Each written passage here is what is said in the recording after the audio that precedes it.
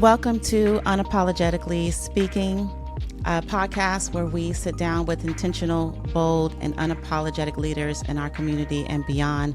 Before we get started, though, please make sure to like, share, comment, and subscribe for your girl. Today's intentional spotlight I'm super excited about is on Kevin Powell. He is an experienced day trader, options trader who is doing the absolute most in his community to make sure that we all understand and take advantage of this very necessary tool. He is a 6- and 7-figure income builder, a father of 2. Welcome to the podcast. Thank you, Erica. Thanks for having me. Appreciate it. This is most people, when you talk about day trading, like it's this very complicated thing, or people think that it's a very complicated thing. Mm-hmm.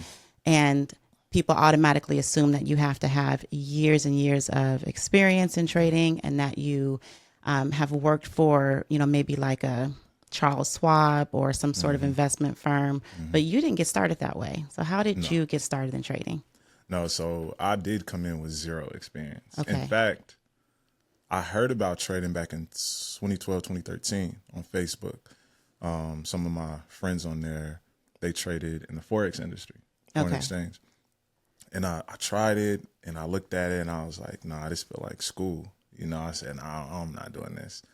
And then 2020, there's a guy named Todd Capital who was running a sale, I guess, on his trading course. Oh, yeah, I know Todd. Yeah, and a friend of mine, she DM'd me, she said, hey, I think you should get this course. I think you'd be good at it.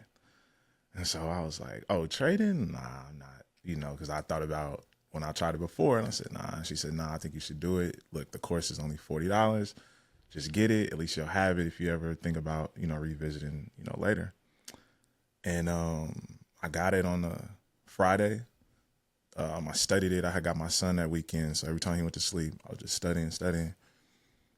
Made my first trade that Monday, live trade. Wow. And I had made $900, and then that woke me up. I was like, oh, okay, maybe I could do this. So just 2 days of studying, yeah, and then enter the market on Monday. Wow. Because I feel like I'm on like week 3 that I have been discussing with you, and I'm still so confused. So, but it was different though. Like it wasn't as technical as things are now. Like I didn't quite know what I was doing, but I knew how to press the button. I knew, this meant it was going up, this meant it was going down. But right. Yeah, I didn't know 99% of what I know now. Right. So okay. times is different. So would you say that that's like reasonable, that if someone started and can immediately turn a profit in that way, or what's a realistic time frame for someone coming into the market to where they actually start to see profits? See profit, that could literally happen the same week. Okay. But like being consistent, it varies. I've had people come in and after their first month make like 5 figures, but it's because they got obsessed with it. Or I always tell people, like, if it's something that you really want to do, you got to become obsessed with it. It's like sports. You in a gym till your mom come tell you, hey, the street lights is on, what you still doing at the park type stuff. Like late nights on YouTube, early morning waking up to, get into the market, check the news. Like, so I always say commit 6 to 12 months. Mm-hmm. It doesn't have to take that long. It also can take longer, but at least give yourself a fair shot. You know what I mean? Because there's also different cycles in the market. We got different presidents, different news events. This company may go out of business. This company may be a top one. Like there's different things going on. And so you want to be able to experience and withstand all of that throughout the journey. And if you can do that and be profitable amongst all the things that's going on, then you should be able to endure a lot of stuff within 12 months, 6 to 12 months. So now, you have a trading platform. Mm-hmm. And I know when people ask me about trading, one of the questions that I get all the time, like right off top, is like, how do you, because I'll talk about that, presidents, and how, when Powell comes on and speaks, how that moves the market and all of these things. And they're like, well, how do you know that? So someone starting out, like, how would they even obtain that information? Do you teach that as part of your course? Because you have a trading. Yeah, I have course or platform. Yeah, I got an educational platform. So we do a lot of hand holding. But just to answer your question specifically, yes. So one of the channels in my group is it's called Economic Calendar and News Events. So I post it every Friday for the next week. And it's the timeline, exact time. It's always given at Eastern time when talking about the market. Who's speaking, the type of impact that it'll have on the market, what time they're speaking, what countries it'll affect. It could be USA, it could be Europe, it could be Japan. And then we try to put that together with the stocks that we may be trading. We always keep our ears, I call it keep your ears to the trading streets because, I mean, especially with Trump, it's always something going on. All it takes is for him to tweet one thing. Right. And the market can flip whatever direction. So we give the resource for anybody listening. It's Forex Factory, Forex, and then Factory, Factory, and it's free. And you could pull up, the news calendar. That's the site with the yellow, orange, red yellow, folders. Orange, okay, red folders. okay. Yep. See, I know a little bit. Yeah. Okay, cool.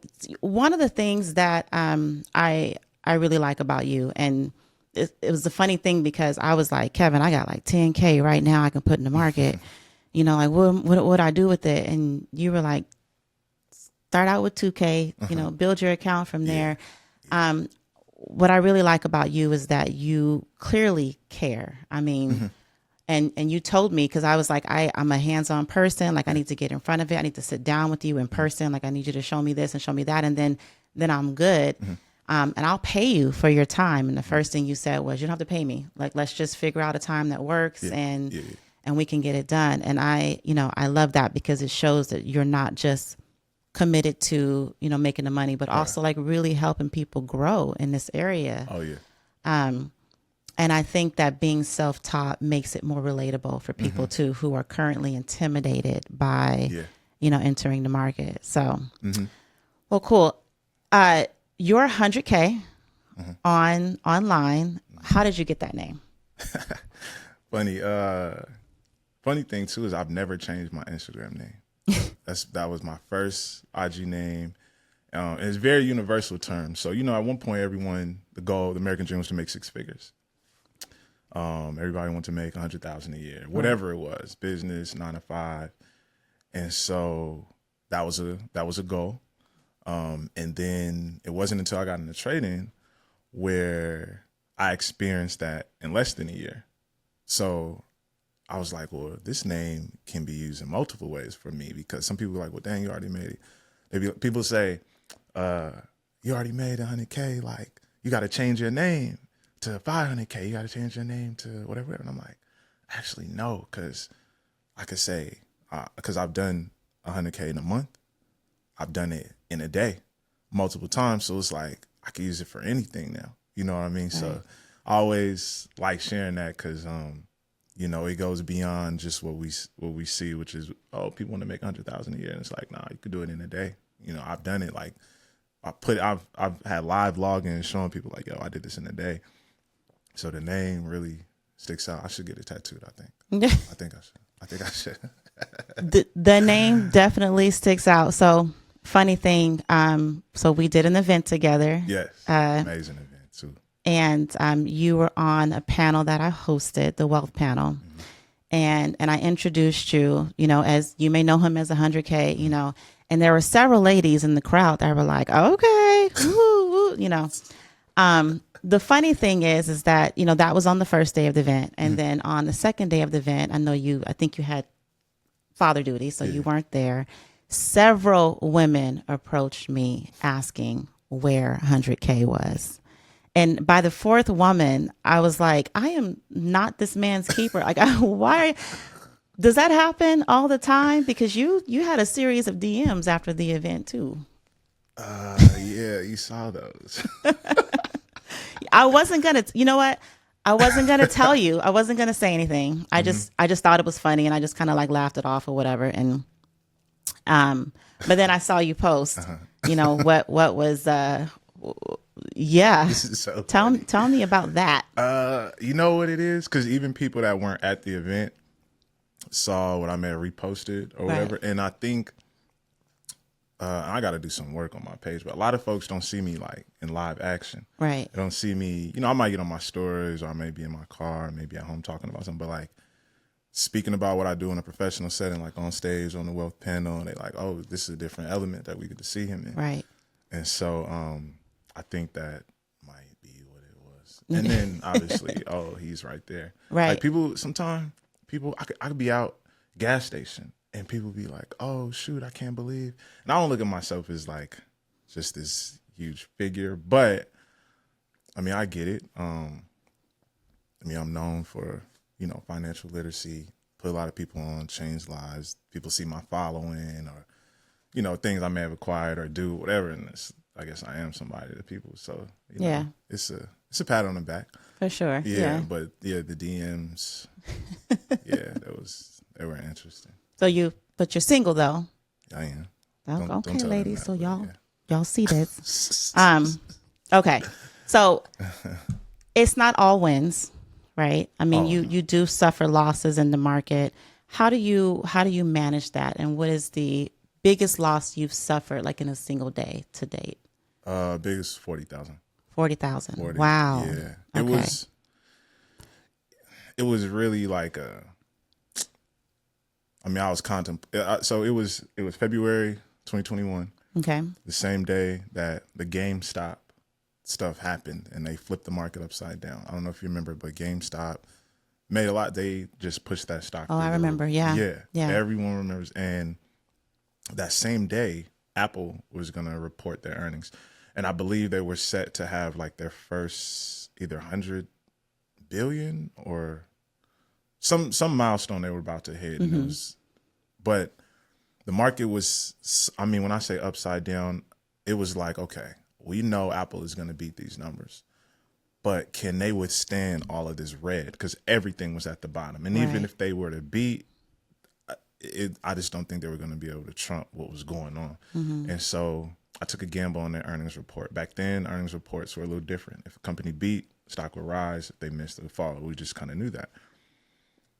And I was like, yeah, but this just don't feel right. You know what I mean? And I put up the 40 and lost it.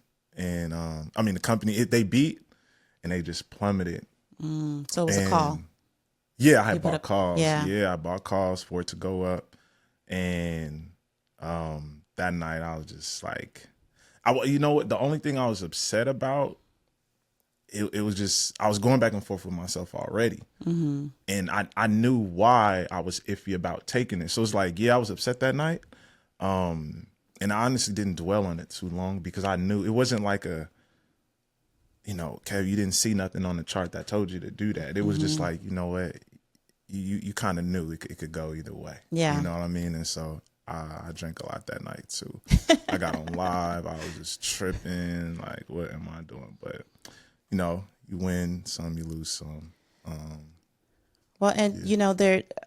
When I got into trading, it was through Forex. Like that was my first introduction. And one of the things they talk about is the importance of having a trading plan and sticking to that trading plan. And I know that you, even in your group, you may provide setups, but you also tell people like, pay attention though, like pay attention to what's happening. Like, don't just take the trade because I'm sending it out I'm, you know what I mean? Like there are obviously just variables that happen all the time that are going to make a trade go up or down, you know? Correct.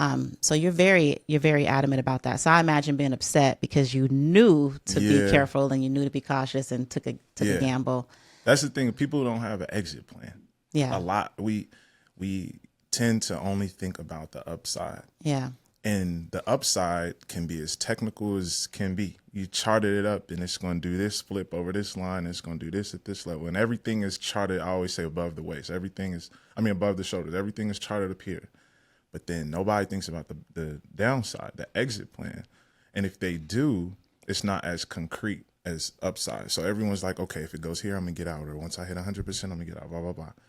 But the minute it goes down, that's when people start panicking. They start to panic. They start asking, should I get out? It was like, you didn't plan for that.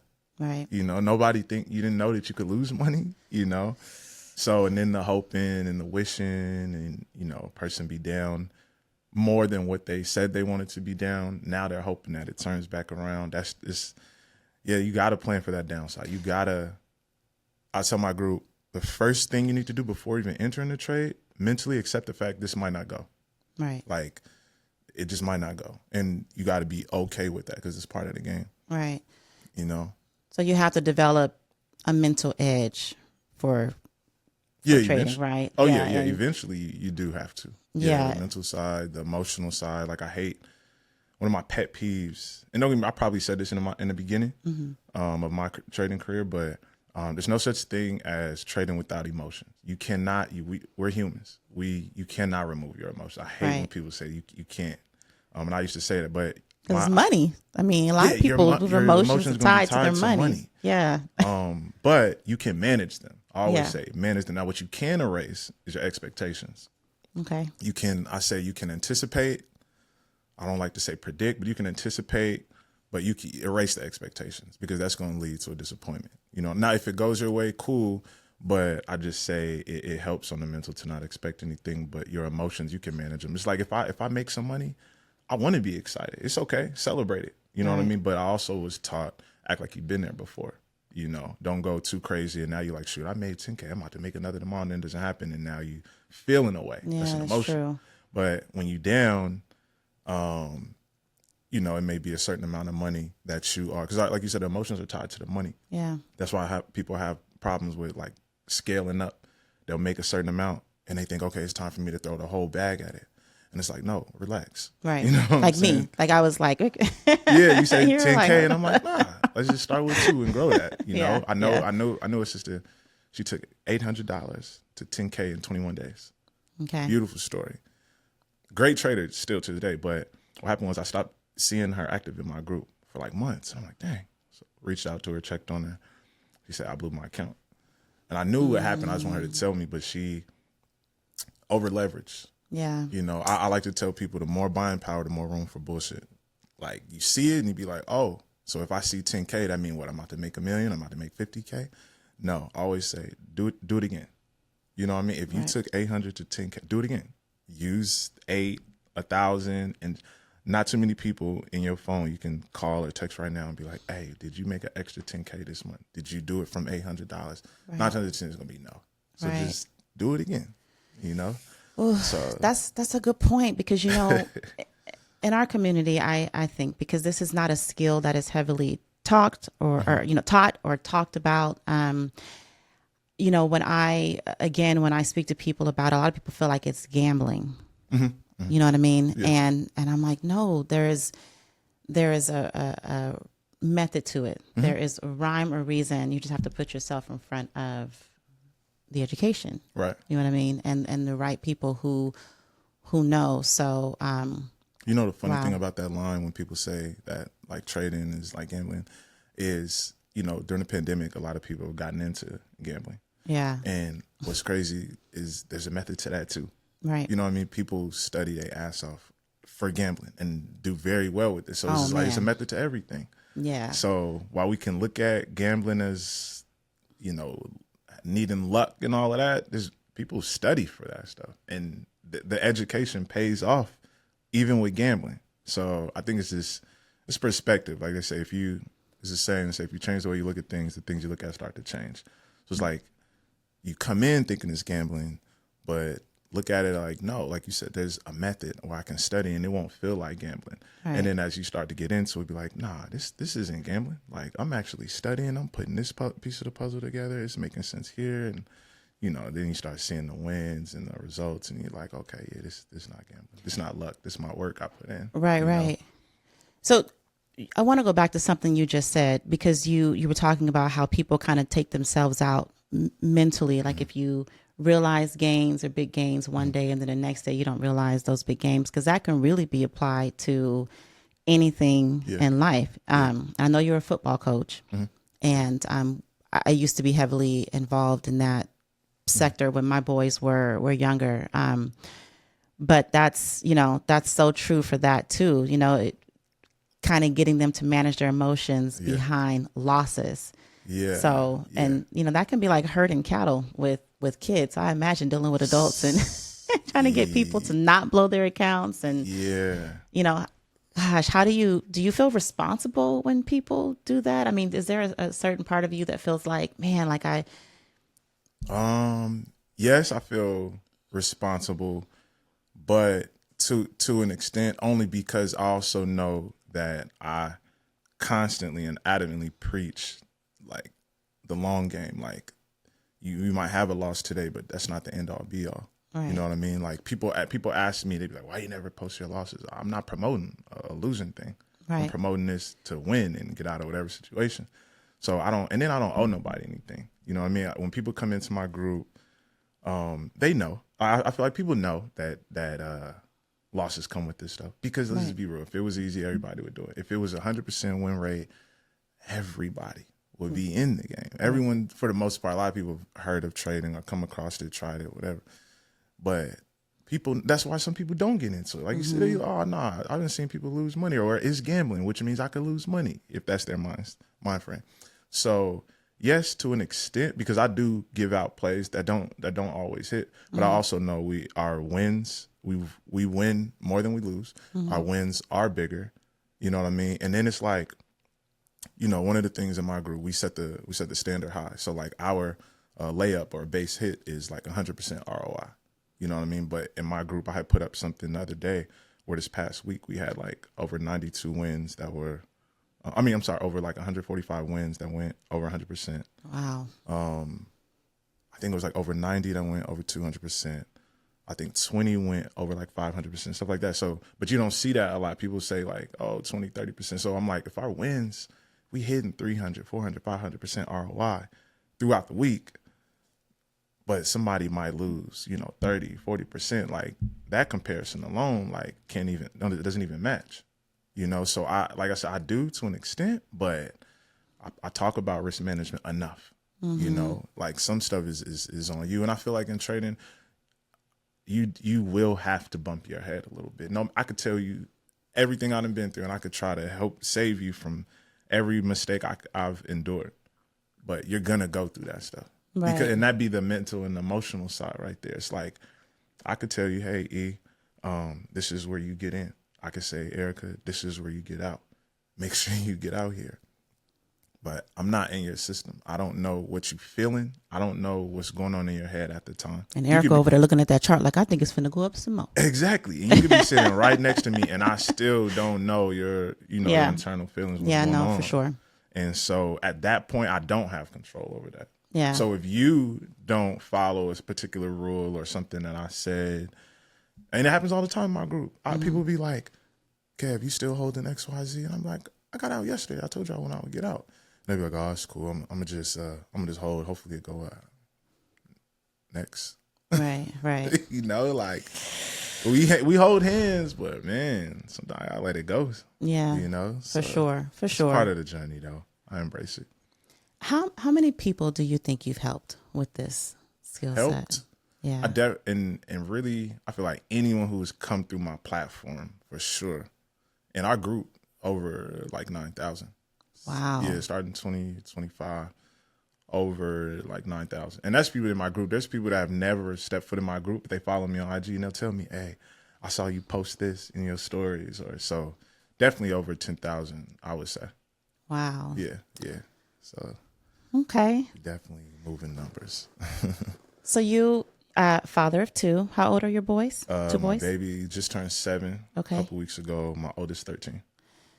How do you, that's a busy age. I mean, I'm losing my mind with my 6-year-old, and then my oldest 3 are grown, but I remember those ages. Like, how are you managing this with being a present father and, making yourself super available, which I know you do in your group because you've done it for me, to all of these different people and personalities. Like, how do you manage all that?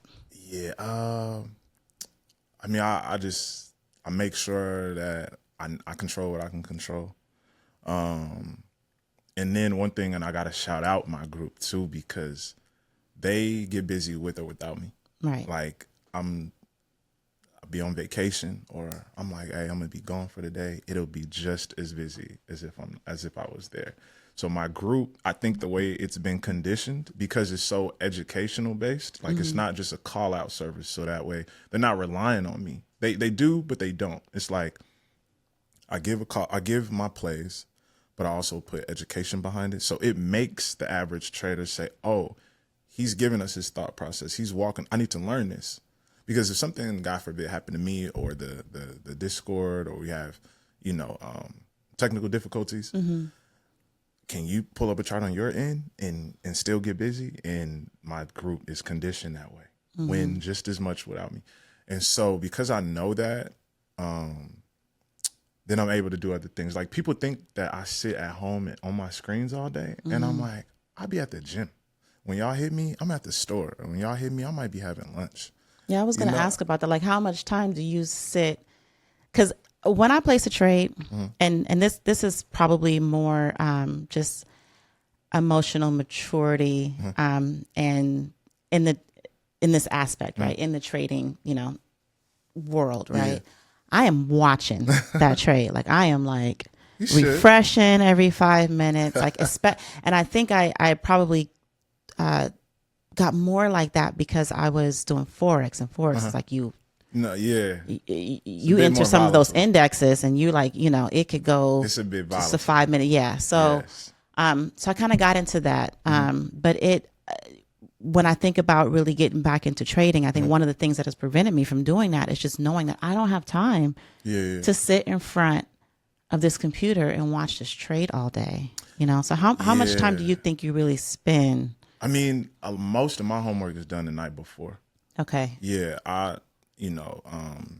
the night before I get in my zone, light my candle, put on some Sade.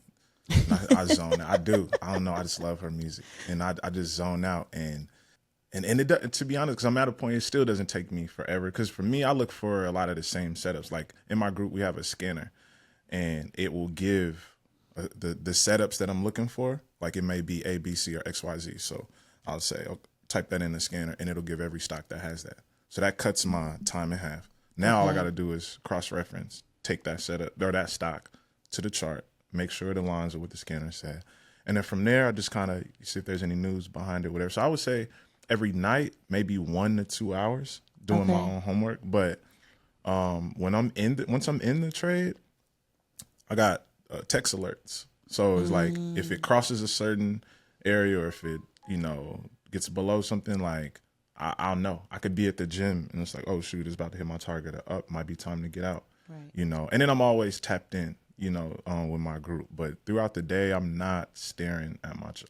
That's the whole point. Like the time freedom, I don't want to feel like I'm at work. Right. And that's no shade to anybody who sits at the screen 24/7. That's cool. But me, the goal is to get away from having to do that. Yeah. I feel like it's like a cubicle life if you're just sitting there. I'm like, no. The whole point was so I can go work out when I want to. So I can go chill while everybody else at work. Like that's the whole point. So no. And then with the with the thing with the kids, I mean, part of that is so that I can do whatever with my kids. So like managing them, it's easy. You know what I mean? I mean, it's not the easiest job in the world, like, but I've been with them. You know what I mean? So it doesn't feel like extra work. It's just part of it. And then I love it. So it don't feel like work for me. Like being with my kids, like, me and my babies, we in sports, like real heavy. Like I be telling people I'm always at somebody's football field or track field or whatever. So being able to pick them up from school, like that's why I did all of this. That's why I got into business, and so that I can do that. And just like I said at the panel, wealth panel, just kind of live life on my own terms. So managing my kids and work, it's not, I don't want to say easy, but it doesn't really feel like work, because I love it all, Yeah. And I manage it. I feel I manage it pretty well. Yeah, yeah. At least I try. Do you talk to your kids about trading? Like one of the things that I really hope that people take away from this is that start today, right? I mean, this is a very valuable skill set. And the sooner you start, the better, no matter how difficult or what you've been told about it or taught about it. But the reality is that we just really haven't been taught a lot, and not even just not taught a lot, but we're not even having the conversation in our households about trading, about the stock market, about, the different factors. And we've seen all these crazy things happen. And I'm beginning to have those conversations with my boys, but 3 of them are, adults. And it's just their attention spans are like squirrels, what I mean? Because life is life and they've got other things going on. And I'm like, man, stop and pay attention. But I just think that this would be so valuable to teach your children when they are younger, and they're soaking up everything that you are telling them, right? And so is this a conversation that you have with your boys yet? Believe it or not, no. Yeah. No, I don't. If we were to talk, if we talk about it, it's more general. Like, I tell my kids, what I do tell them is more so like, whatever field you get into, make sure it's going to pay and it's going to be, for the future. And like, yes, trading is a skill that'll always be there. But I don't push it on them. Okay. You know what I mean? I think, especially my oldest, he'd be like, man, that's dad's thing. He'd be like, that's your thing. That's cool. And that's totally fine. But what I do push is, and I don't even push entrepreneurship on them so much, but I do say, even if you do got 9 to 5, you should be investing your money. You know what I mean? Definitely invest. It don't have to be trading. It don't got to be real estate. Just make sure you invest in it.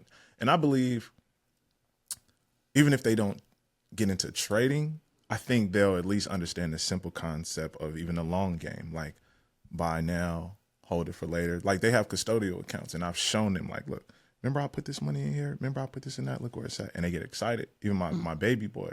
So he be trying to put the math together. He's like, so if I would have put XYZ amount, then that means in 10 years.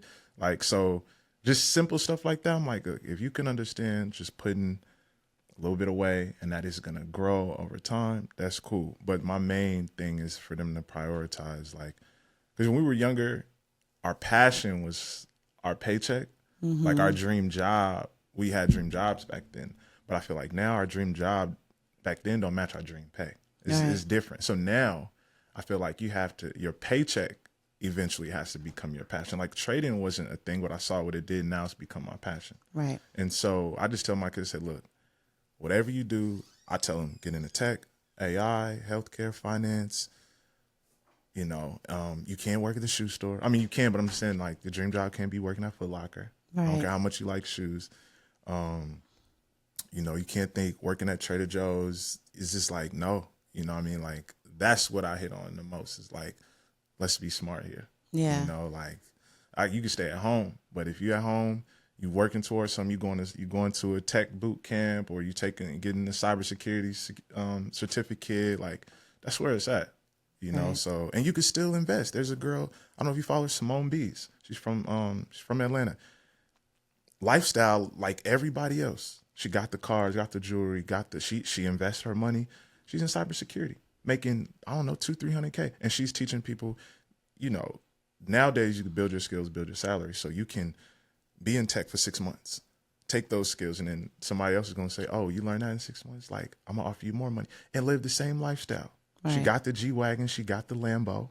So I showed that to my oldest son. I'm like, look, bro, you don't got to trade. You know what I'm saying? You don't got to do X, Y, Z, but I'm like, you can still have a 9 to 5 in a high-paying industry and still live the life that you see everybody. The kids that look up to the athletes. Right, for sure. You can still do that stuff. For sure. So, yeah, I just push, like, let's just be smart, Yeah, that's it. It don't got to be trading. We don't be talking about trading. So that's interesting. I mean, I understand that, especially with them being the ages that they are. But I know for me, it's hard for me not to push entrepreneurship onto my boys. And I think it's because, I'm an entrepreneur. Well, I know it's because I'm an entrepreneur, but also it's like, I just understand now that if you are not working towards building something for yourself, then you are inevitably working towards building something for somebody else, right?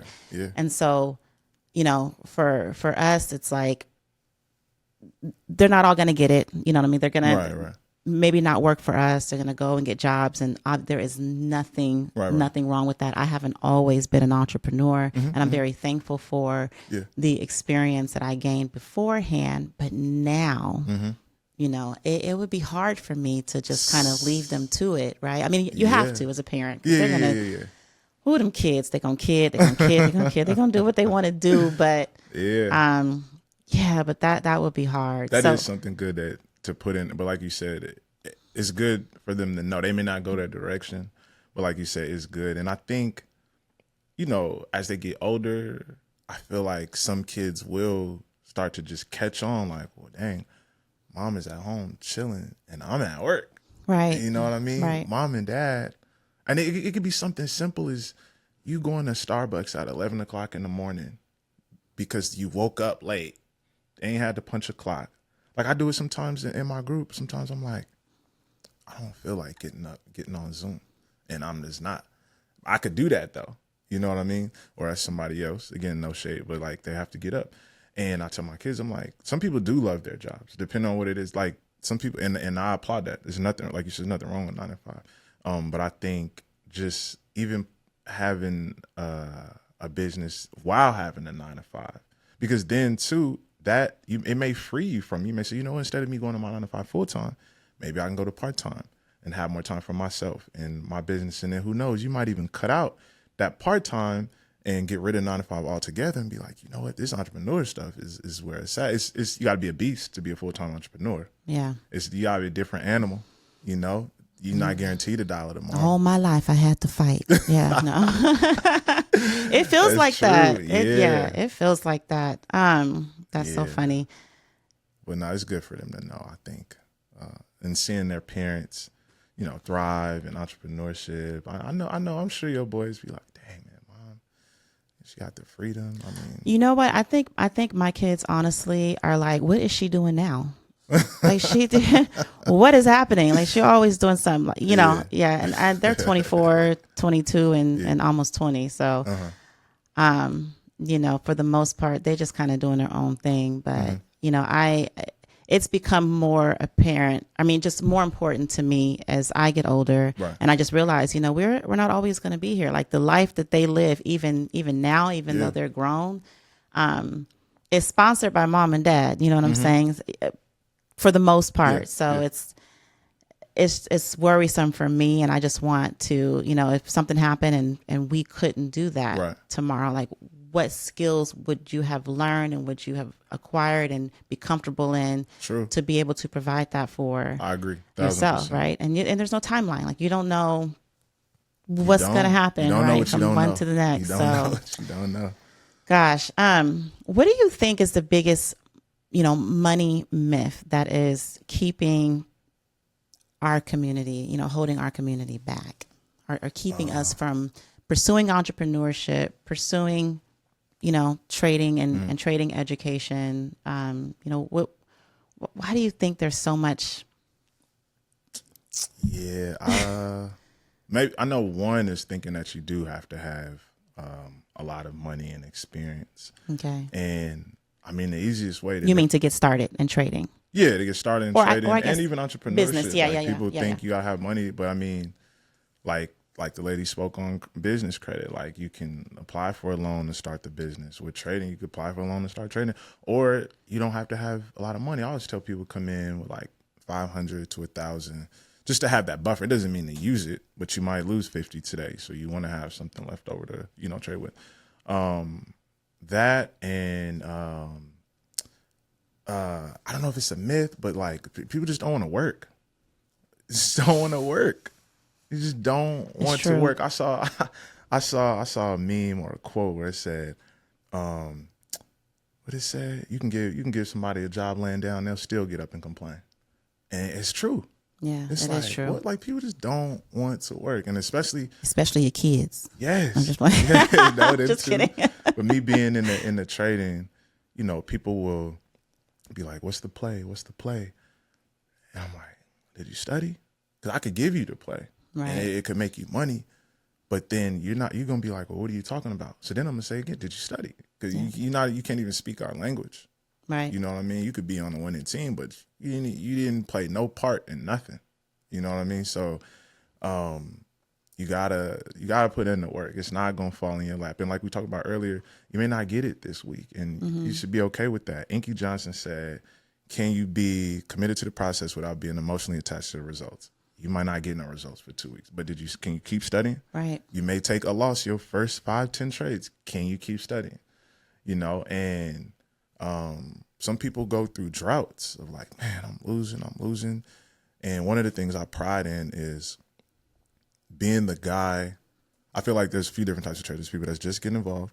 There's struggling traders that just haven't gotten it yet. And then there's those traders that's just, they getting it. They just want to get over that hump and then they really take off. And I want to help all three of those. Right. But I do get a lot of struggling traders that just don't realize you probably never got obsessed with this. You know what I mean? You probably half-assed it. You probably came in 2020 when shit was easy and you thought it was going to always be that way. And now that you're realizing that you have to adapt and put in more work and, you know, get out the club and, you know, maybe you can't pay for, you know, to get your nails done or to go buy the Mary jeans right now. Maybe you need to put that into the market or go pay for a mentor or pay for a one-on-one and get this stuff. Because the same people that put it down or said they're not going to do it, they still following. They still watching. Right. They and I know they thinking like people comment on my stuff all the time. They say, man, I got to get back on it. And I will comment back and say, that's what they say. Yeah, that's what they say. And it don't happen. And there's fear. And there's fear. But then there's also, again, people like, man, I just don't feel like doing this. And that's fine.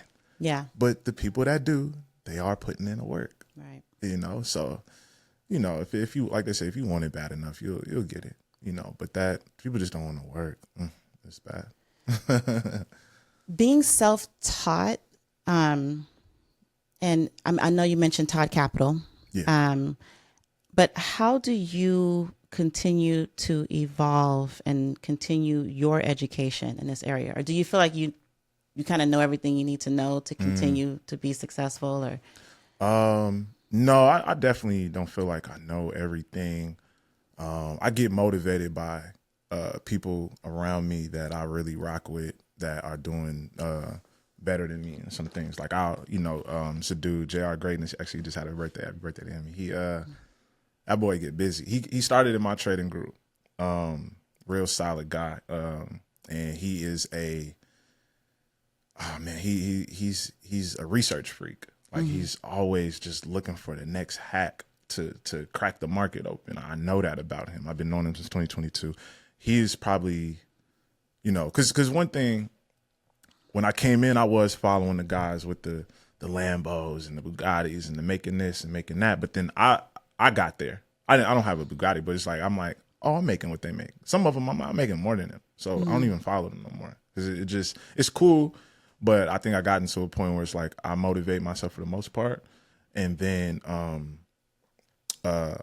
you know, like I said, the dude JR, like he gets busy.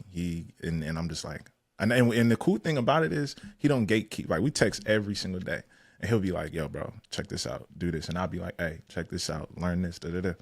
And so I like that. And then my group keeps me sharp. Like seeing them win and lose, but like seeing, I know they're relying on me to an extent, so they keep me sharp. I'm like, okay, I need to learn this. You know what I'm saying? This person said that they can get 100, but they can't get 200%. Like, I'm like, maybe it's me. Maybe I need to give a better target. Maybe I need to chart this a little bit more, spend an extra 10, 15 minutes on this play. They keep me sharp and on my square. So I would say my group and then a couple of my peers around me. I'm always evolving because I know that I can always be better. Right. You know, like my group, like I said, 100% is a layup. I'm working on 250% plays to be like the minimum, you know, and some folks might be like, ain't no way. But like somebody told me one time on Twitter, he said, ain't no way y'all gonna keep hitting 100% in this market. But we doing it though. So just constantly pushing. Now you're talking about the Bugattis and the flashy lifestyles. I mean, when I look at your social media, I don't get that from you, but I mean, I imagine you, the 100K in a day, shoot 100K in a month. Like I'm gonna leave here with some, yes, right? Like, okay, yes, so yes, for sure. So is there a reason why you don't push that, or I mean, I have my share of stuff. You know, I'm really more of a watch, a shoe, a cologne guy. Like, okay. you know, wow. Like I'll go and spend like $2,000 on a couple colognes. but I just love fragrances. Like, I think my fragrance collection is around like 20K. Like, I did the math last week because I had bought some more cologne. None of that Macy stuff, by the way, fellas that's watching. You need to go to Neiman's, you need to go to Bloomingdale's and step the cologne game up, all right?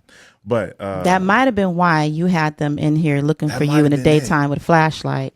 That might have been. Yeah, okay. I was wearing Initio Greatness, by the way. It's like okay. $400 a bottle. But I'm giving game. We here to give game. Free game. But yeah, my son, he was like, you have enough. Like, how much do you spend on cologne? I was like, I'm about to count as soon as we get home. And so I was like, dang. But yeah, not cologne, shoes. I'm a watch guy. Like, I do not mind spending 50, 70K on a watch.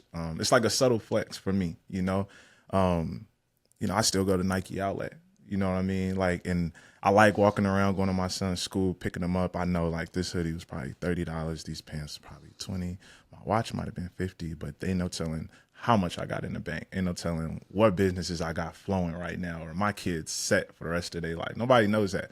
So I kind of like being like the quiet millionaire. Yeah. You know, I kind of like that. It's just not my thing, but I know some people they get to obtain that, and so for them that feels good. And I'm all for like, hey, you know, you worked for it. Yeah, you know, pop your shit. Yeah, that's popular. Yeah, you work for it. You know, everybody flex different. Yeah, you know what I mean. But that and traveling, I don't put everything online, but like traveling, you know, my flex is like my time freedom. I have guys come up to me all the time and they say, like, we see the glitz and the glamour, but like, I admire you as a dad because I'm always with my boys. I'm always with my kids, whether it be traveling, school, sports. Like, I'm always with my boys, and like I told you earlier, that's what I do it for. So that's like, for me, that's my flex. I could be my kids as much as I want to.